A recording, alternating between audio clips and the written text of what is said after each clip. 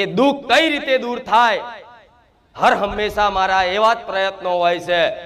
મારી હંમેશા એવી જ વાણી હોય છે કે શું કરું તો મારા ભક્તોનું ભલું થઈ જાય, શું કરું તો મારા ભક્તો સુખી થઈ જાય, શું બોલું તો મારા ભક્તો આનંદિત થઈ જાય, એ લક્ષ્ય લઈને બેઠેલી મેલડી છું। તો મારા ધામ આવવાથી, મનથી સ્મરણ કરવાથી, મનથી રાખેલી માનતા રાખવાથી જે ના થતા હોય એવા કામ,